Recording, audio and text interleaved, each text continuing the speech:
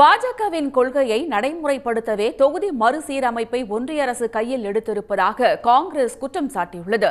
ஆனால் அரசியல் அமைப்பு சட்ட விதிகளின்படியே தொகுதி மறுசீரமைப்பு மேற்கொள்ளப்படுவதாக பாஜக விளக்கம் அளித்துள்ளது.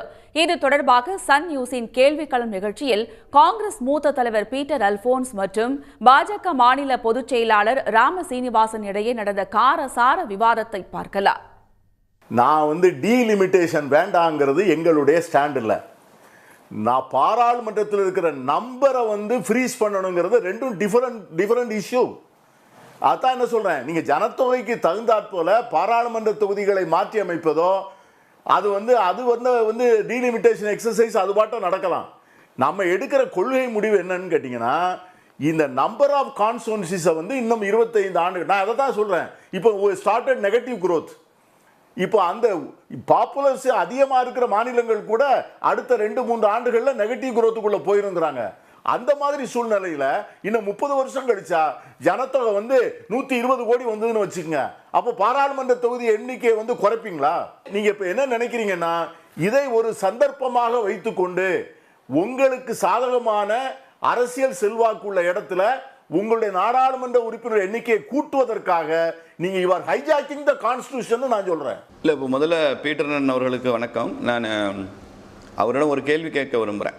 இப்போ நடந்து கொண்டிருப்பது அரசியல் சாசனமா? பிரதமர் நரேந்திர மோடி அவர்கள் செயல்படுத்த நினைப்பது இந்திய அரசியல் சாசன சட்டத்தை அமல்படுத்துறது தானே. அவர் நல்லா தெரியும், இந்திய அரசியலமைப்பு சட்டத்தில் 82, 330 இவையெல்லாம் வலியுறுத்தி சொல்கிற ஒரு விஷயம் டீலிமிட்டேஷன். இன்னும் சொல்ல போனால் டீலிமிட்டேஷன் கமிஷன் அமைக்கணும்னு அரசியல் சாசன சட்டம் சொல்கிறது.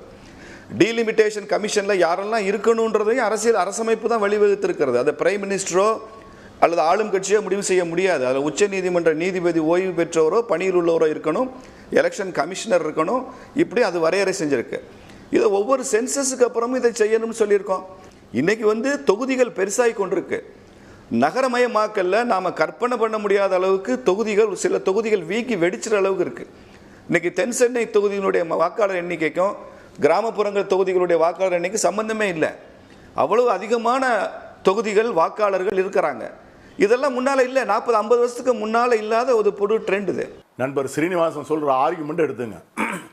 பாப்புலேஷன் அடிப்படையில் தான் ஒரு எம்பி இருக்கணும் அப்படின்னு சொன்னால் இந்த same argument applies to all.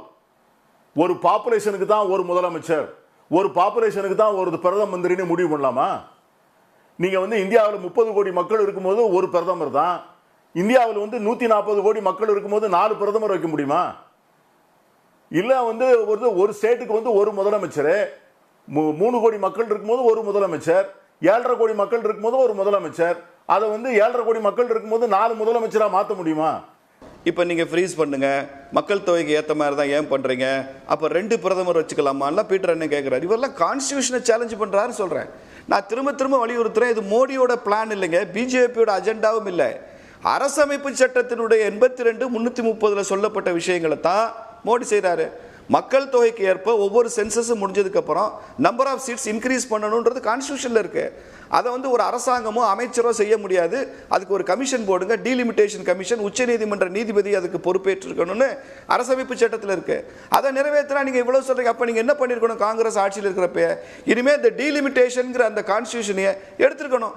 Indira Gandhi அம்மையார் எத்தனை முறை கான்ஸ்டியூஷனை திருத்தினாங்க? காங்கிரஸ் ஆட்சியில் மாத்திரம் எத்தனை தடவை அரசமைப்பு திருத்தப்பட்டிருக்கு? இதையும் திருத்திட்டு போயிருக்க வேண்டியன. நாளைக்கு பாராளுமன்றத்தில் மோஷன் கொடுங்க, தீர்மானம் கொண்டு வாங்க, எல்லாருமா சேர்ந்து எடுத்து விட்டுருங்க, நீங்க எதிர்கட்சிகள் சொல்ல வேண்டியதானே. ஜனத்தொகை கூடிக்கிட்டே தான் போகுது. அதுக்காக வேண்டி நம்ம எல்லா இன்ஸ்டிடியூஷனையும் மாத்திர முடியுமா? 3 சுப்ரீம் கோர்ட்டை உண்டாக்கிட முடியுமா? 3 ரிசர்வ் பேங்கை உண்டாக்கிட முடியுமா? When all those institutions cater to the very same population, why not the parliament? So நீங்க சொல்ற ஆர்குமெண்ட் நீங்க என்னன்னா, இந்த பேலன்ஸ் ஆஃப் பவர் ஸ்ட்ரக்சரை நீங்க டேமேஜ் பண்ண நினைக்கிறீங்க. So you got a design. நாங்கள் இப்போ ஒன் நேஷன் ஒன் எலெக்ஷன் எல்லாரையும் கேட்டு தான் செஞ்சோன்னு சொன்னீங்களே, நாங்கள் கேட்ட மாதிரியா நீங்கள் பண்ணீங்க? நீங்கள் எவரிபடி அப்போசிட்டு, ஆல் த நான் பிஜேபி ஸ்டேட்ஸ் அப்போசிட்டு. ஆனால் நீங்கள் என்ன முடிவு எடுத்திருக்கீங்களோ அதுதான் பில்லு. ரெண்டாவது இன்னொன்று என்ன சொல்கிறேன்னா, நீங்கள் சொல்கிற மாதிரி ப்ரோரேட்டா பேசிஸ் போட்டு 25% அக்ராஸ் இந்தியாவில் நீங்கள் கூட்டினீங்கன்னு சொன்னால் பார்லிமெண்ட் வில் பிகம் அன்வைட்லி 850 உறுப்பினரை வச்சு ஹவுஸ் நடத்த முடியாது. இப்பமே வந்து ஒரு ஒரு ஒரு ஒரு எம்பிக்கு பேசுறதுக்கு அவங்க பதவி காலத்துல மொத்தமே 20 நிமிஷம் கிடைக்காது சார் 5 வருஷத்துல. சராசரியா ஒரு எம்பிக்கு வந்து பாராளுமன்றம் நடக்கிற டைமை பார்த்தீங்கன்னா அவங்க கோரிக்கைகளை வைக்கிறதுக்கு 16 நிமிஷம் தான் கிடைக்கும். அவர் பேசக்கூடிய எம்பியா இருந்தாருன்னா, நீங்க சொல்ற 850 எம்பின்னா யார் பேசுறது யார் கேட்கறது? சைனீஸ் பாராளுமன்றம் மாதிரி ஆயிடும். அப்போ அது ஒன் பார்ட்டி பார்லமெண்ட்ரி தான் அது சரியா இருக்கும். சைனீஸ் பார்லமெண்ட் எப்படின்னு கேட்டீங்கன்னா, வருவாரு, பிரதமர் பேசுவாரு, மெம்பர்கள் எழுந்து கை தூக்கி கை தட்டுவாங்க, அதோட ஹவுஸ் வந்து கலைஞ்சு போகும். அது மாதிரி ஒரு பாராளுமன்றத்தை தான் நீங்கள் விரும்புகிறீர்கள். அதுக்காக தான் 850 பேரை கொண்டாந்து அடைக்கணும்னு நினைக்கிறீங்க. குவாலிட்டி ஆஃப் டிபேட் எங்க இருக்கும்? பேராசிரியர் சீனிவாசன் தயவுசெய்து இதையெல்லாம் சிந்தித்து பார்க்க வேண்டும் என்று கேட்டுக்கொள்கிறேன். பீட்டர் அண்ணனுடைய கோரிக்கை இதை எப்பயுமே பெர்மனன்ட் ஃப்ரீசர்ல வச்சிடணுமா? இதுதான் காங்கிரஸ் கட்சியினுடைய நிலைப்பாடா? எப்பயுமே டீலிமிட்டேஷன் பத்தி பேசக்கூடாது. நீங்க இந்த வந்து நம்பரை ஃப்ரீஸ் பண்ணிட்டு டீலிமிட்டேஷன் பண்ணுங்கன்றதான் கான்ஸ்டிடியூஷன்ல இருக்கான்னு நான் கேட்கிறேன். கான்ஸ்டிடியூஷன்ல தெளிவாக சொல்லப்பட்டிருக்கு, சென்சஸ் முடிஞ்ச உடனே மக்கள் தொகைக்கு ஏற்ப அந்த புதிய இடங்கள் தீர்மானிக்கப்பட வேண்டும், அந்த எண்ணிக்கை தேவை என்றால் கூட்டப்பட வேண்டும் இருக்குல்ல. கான்ஸ்டிடியூஷன்ல இருக்கிறது தானே பண்றோம், அதை ஏன் நீங்க பண்ணக்கூடாதுன்னு சொல்றீங்கன்னு நான் கேட்கிறேன். உடனுக்குடன் செய்திகளை தெரிந்து கொள்ள சன் நியூஸ் பெல் ஐகானை கிளிக் பண்ணுங்க.